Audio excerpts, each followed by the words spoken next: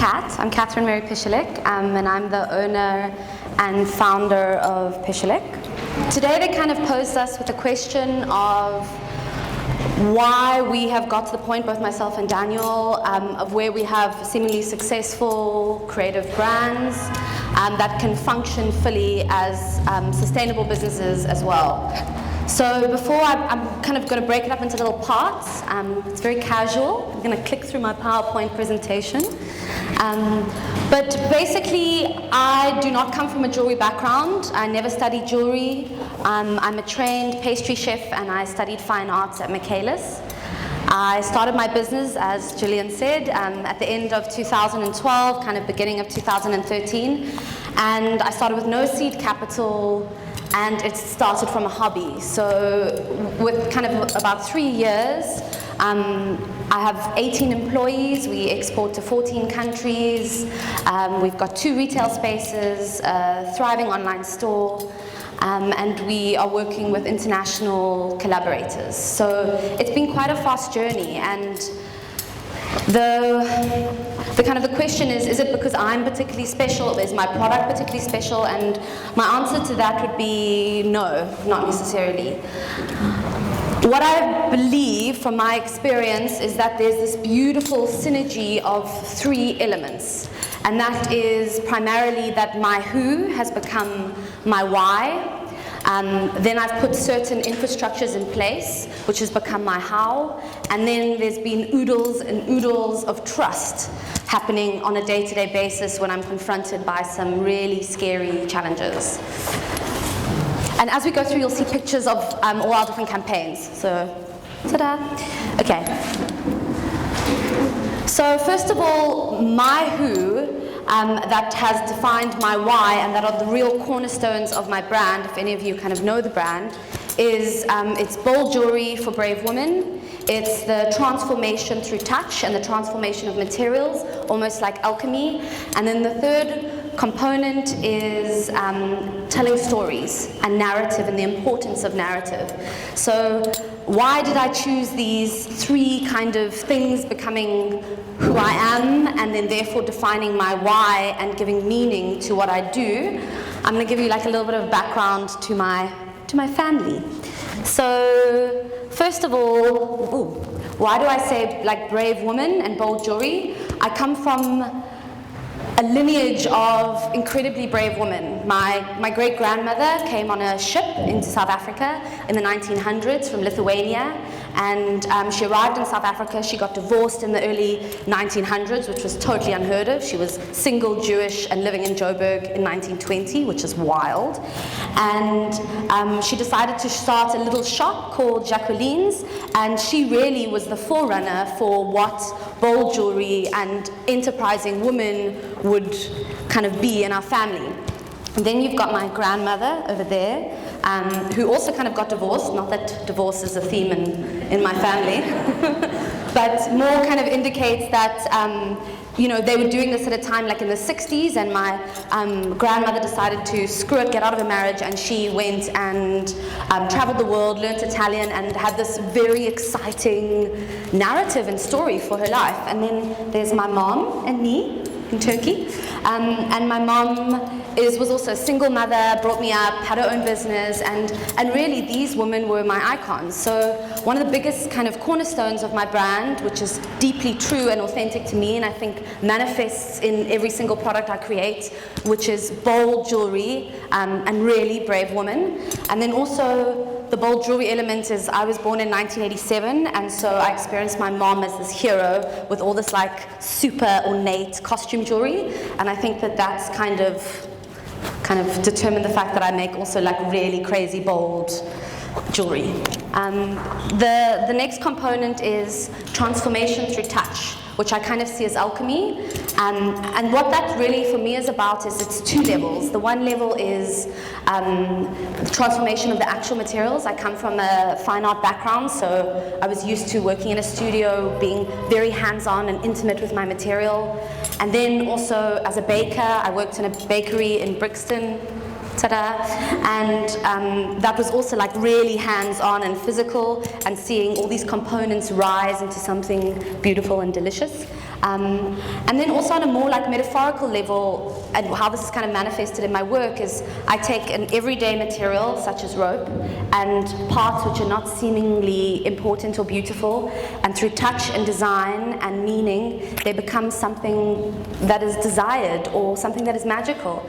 And on a kind of more metaphysical level, it's I also see it as I've had a lot of grief in my family, and there we were able to transform difficult feelings into something positive and driving. But also I see that these necklaces are conduits, and they have the capacity for not only the women who work inside my team to undergo a process of transformation through working for the business and having the opportunities to develop and self-mastery, but also on a level that when women wear these pieces, they're encouraged to be bold and brave themselves. So there's an alchemy happening on both the material level of my actual material, and then also on a kind of more metaphysical and emotional level. Then the third component, I love this picture, it looks like so much fun. Telling stories and empowered narratives, women, Africa, and design. Basically, you know, my mom's a storyteller, she's a writer, so I was always brought up with a lot of stories, and when in like pre-primary school, in my report it says, Catherine Mary really loves story time. And I think that has really shown up now, is I really imbue what I do, and I put a lot of attention to telling stories through jewelry and accessories. So when I say like, the who is your why, it allows that the fuel behind whatever you do and whatever you design is incredibly authentic and genuine, because it's really coming from a place that is so deep within you and so part of your upbringing. And I think you can't ever fake that. You can't kind of plaster that onto any product. Whenever you're designing from that space, I think a lot of prosperity naturally comes. So, oh yeah, and here's some two wonderful people. That's one, Joyce, baby Juju we call her, and she's in my studio. She's a crafter, and then she's become head of online sales, and she's wearing some of our jewelry. And then Jennifer Herman, also a wonderful follower of the brand, incredibly eccentric, and a poet, just to narrative. So I just want to illustrate how that kind of shows up in three of my most recent campaigns. Those three cornerstones for my brand that is really underwater within it this is the Lena collection, which is my spring summer 16, which was inspired by Italy.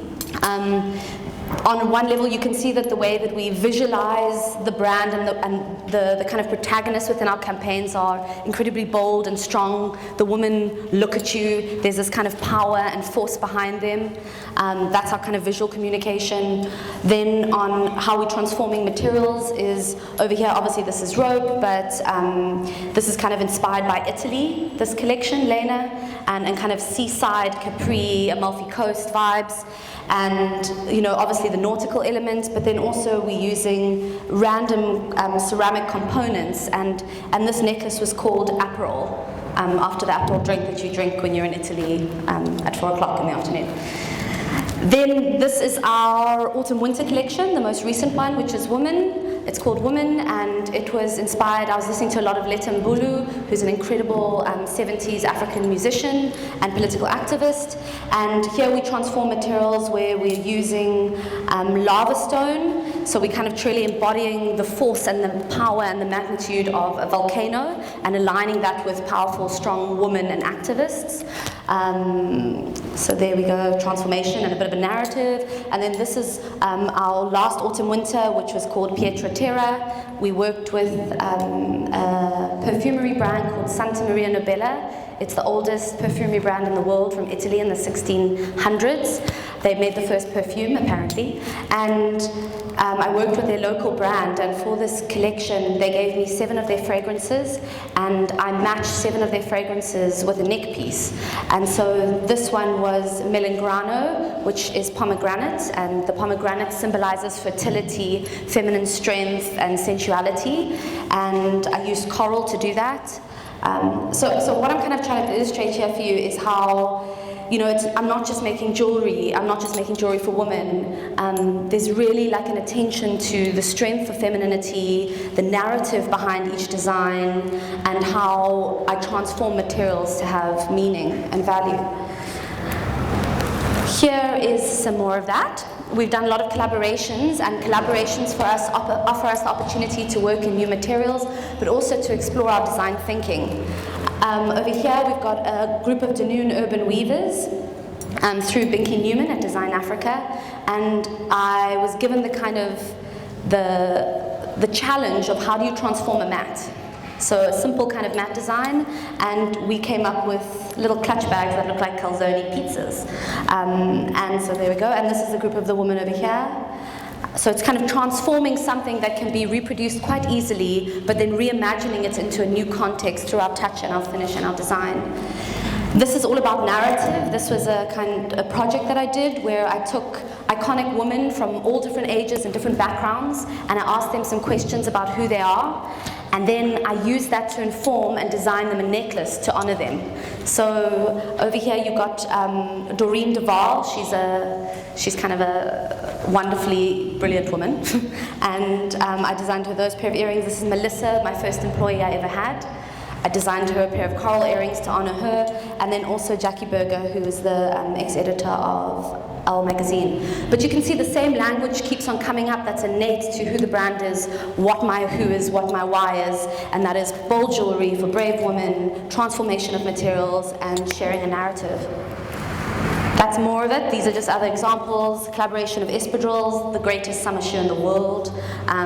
Some earphones I did for Runway, for Tulip, which were kind of exciting and wild.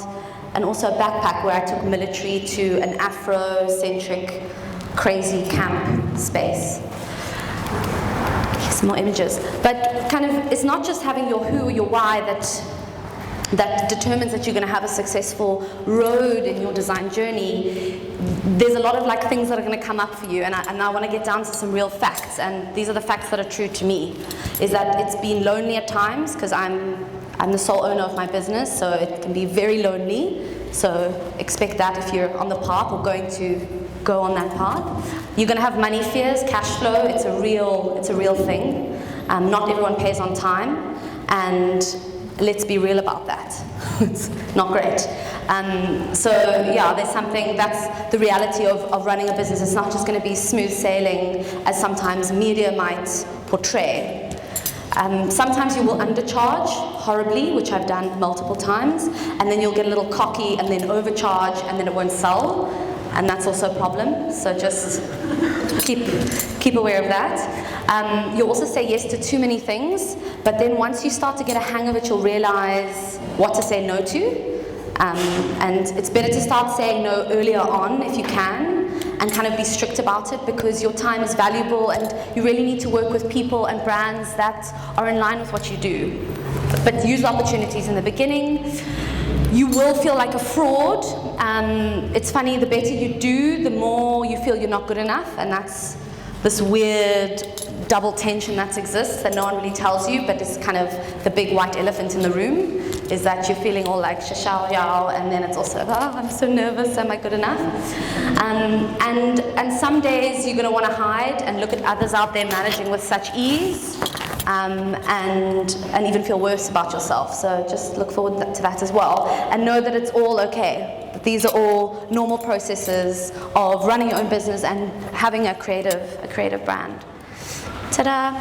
So the ultimate goal that we want, essentially, which is kind of in the beginning I was talking about the how, is we want to take this meaning and this why for us, and we want to turn it into a sustainable, scalable, profitable, innovative business that supports you and your team to exercise creativity and imagination. That's like the ultimate, ta-da, dream.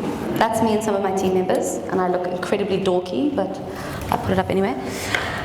Okay, so here's the how, and these are just what I've done, and I feel that it's somehow made this process work quite well. I employed really early, so my business began, and a weekend I employed someone. And my thinking for that is I didn't want all the skill and the intellectual power, whatever, to sit just in me. I wanted to share it, and also the minute you employ, it frees you up to prospect, to grow, to be creative, to rethink new avenues. So often people, they'll have a brand and they'll be doing it for 4 or 5 years, and they won't hire anyone else, and they'll even still do their website.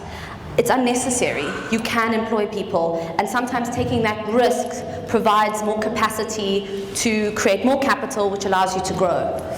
The next thing is outsource. Whatever you're not good at, outsource it as soon as you can. I'm not great with like numbers and stuff, so I made sure I got an amazing accountant. I find doing press sometimes really awkward, even though I can sometimes put a little smile on, but I got a press agent to assist me with that and to do all that awkward emailing and pressy vibes. I've got a HR lady to help me work with my team, because it's 18 is quite a lot of people. I've also outsourced graphic design, because I don't know use any programs, and I was using Word for a while and screen grabbing, and that is really not sufficient. Also using PowerPoint, but now I've learned it's good to outsource that. If you saw what I was doing, it was disastrous.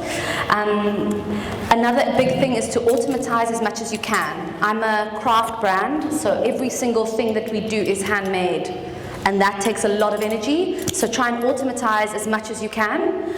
I've got an amazing POS system, point of sale system. We've got a great accounting system which integrates all the information coming from different points of sales. We've got our online shop, and it's kind of quite automated.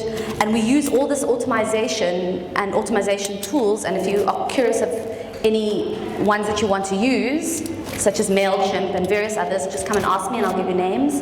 They really do help so much. Your time is valuable because you got into this business to be creative, so really don't waste your wonderful hours doing lots and lots of admin. And that also, automation allows things to be measurable. So I can sit here let's say if I'm sitting in Ghana, and they've got very bad internet, but let's say they'd had good internet and I was in Ghana, then I could look at my accounting system and I could see all the sales that were happening across all my points, at what time, what was selling best, and all of that. And this is really, really valuable in order to be making measured decisions moving forward. And then also train people to think like you. The most beautiful thing is an acronym of an SOP, a standard operating procedure. And this is so wonderful because as you expand, you really need to put down on paper how you want things to be done. Because if you don't, you're essentially going to be doing it and you'll never be able to leave your business. They say that if you cannot go away from your business for like 2 to 3 weeks and still generate income, you essentially don't own a business, but you are employed by your business. So that's something to think about. And then the last component, which once you kind of got some of those infrastructures, and I see that as almost like support for the vehicle, supporting the vehicle so you can put the message through, is having lots and lots of trust. There's going to be times where you're going to make a decision and you're scared that it might not get a good response. There are going to be times when the cash flow hasn't come in. There's going to be some really hairy occasions, and I find that like the trust muscle is something that grows. You don't start off be able taking risks. It really takes time. Every little baby risk, you start to get a little bit more confidence, and then your risks become more measured. And then when you take those risks, they're not necessarily any more risks, but they're rather kind of quite directed movements forward. So yes, measurable trust. And